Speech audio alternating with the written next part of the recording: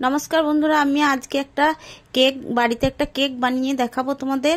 তার জন্য আমি উষ্ণ গরম দুধ নিয়ে নিয়েছি অল্প করে, আর নিয়ে নিয়েছি কিছুটা চিনি দিয়ে ওটাকে আমি ভালো করে একটু গুলিয়ে নিয়ে এবার আমি দিয়ে দেব সাদা তেল।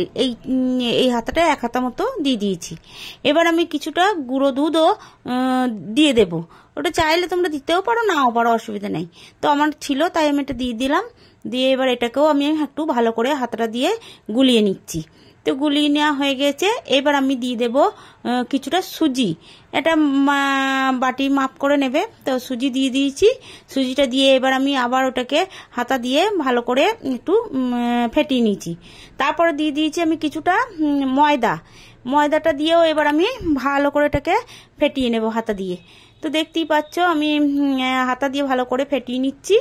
এবার এর মধ্যে আমি দিয়ে দিচ্ছি একটু বেকিং সোডা আর বেকিং পাউডার।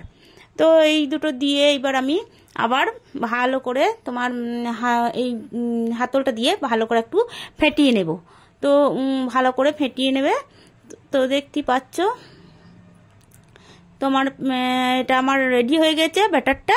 তো ব্যাটারটা এবার আমি কিছুক্ষণের জন্য ঢাকা দিয়ে রেখে দেবো।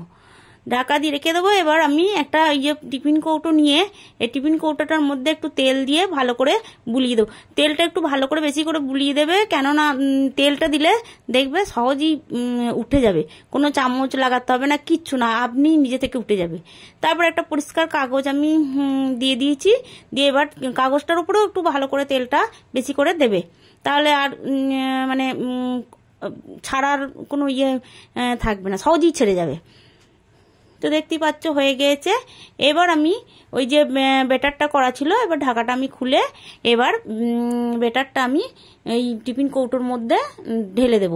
আর একটা কথা, তোমরা এই ব্যাটারটার মধ্যে 1 চামচ ঘি দিয়ে দেবে, তাহলে সেন্টটা বেশ ভালো হবে। আমি ঘি দেওয়া হয়েছিল, বলা হয়নি। আর তারপরে আমি কিছুটা কাজু কিশমিশ এগুলো আমি ওই ব্যাটারটার মধ্যে ছড়িয়ে দিয়েছি। তো দেখতেই পাচ্ছ এবার গ্যাসের মধ্যে আমি একটা কড়াই বসিয়ে দিয়েছি। কড়াইটা বসিয়ে দিয়ে একটা টিফিন কৌটো ঢাকা তার উপরে দিয়ে দিয়েছি, কোনো রকম জল টল নয়। দিয়ে এবার আমি ওইটা টিফিন কৌটোটা বসিয়ে দিলাম। দিয়ে এবার আমি ঢাকা দিয়ে দিলাম। তো 30 থেকে 40 মিনিট ঢাকা দিয়ে রাখবে, মানে গ্যাসটা লো করে। দিয়ে এবার এই তো দেখতে পাচ্ছ আমার হয়ে গেছে কেকটা। তো বন্ধুরা, তো কেকটা কত সুন্দর হয়েছে আর খুব নরমও হবে। তো এবার আমি কাগজটাই তোমাদেরকে বলেছিলাম যে তেলটা একটু বেশি করে দেবে, তাহলে সহজেই কাগজ ছেড়ে যাবে। এই যে আমার দেখেছো কেমন কত সুন্দর কেক হয়েছে। তো বাড়িতে কেক তৈরি করতে হলে তোমরা এইভাবে আমার মতো করবে, আর বন্ধুদের সঙ্গে একটু শেয়ার করবে, লাইক কমেন্ট করো।